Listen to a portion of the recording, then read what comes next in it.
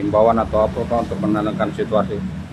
Ya, kita semua dalam keadaan hari ini, pertama tentu kita menyampaikan duka cita yang dalam peristiwa atas tewasnya Afan di kemarin.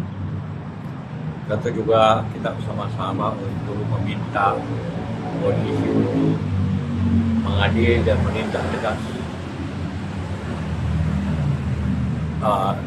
pihak-pihak atau anggota yang menyebabkan kematian.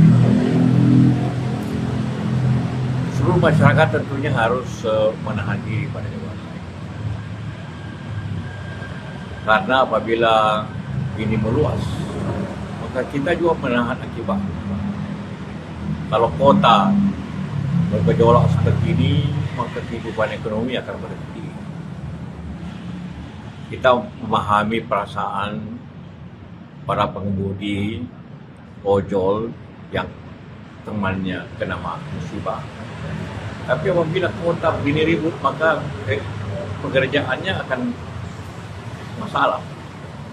Bisa menimbulkan juga pendapatannya berkurang dan tentu berakibat jauh pada kehidupan masing-masing.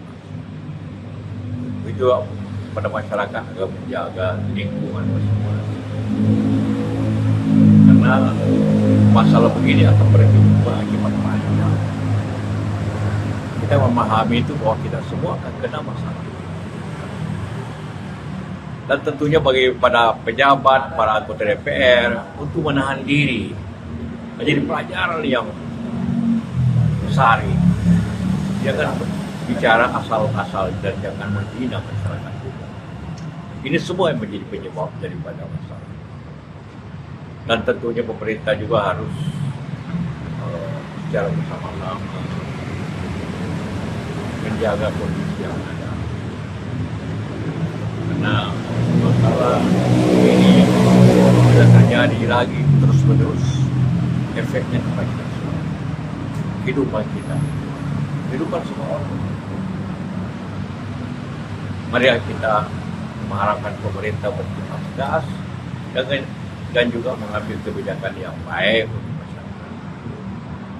Harus mendengarkan keluhan masyarakat, harus mendengarkan aspirasi masyarakat dan menjaga masyarakat. Mudah-mudahan ini dapat kita selesai dengan baik dan kehidupan akan normal lagi dengan syarat bahwa semua yang bersalah harus diberi tindakan yang sepadan, yang keras. Semoga semuanya berjalan dengan harapan kita semua. Terima kasih.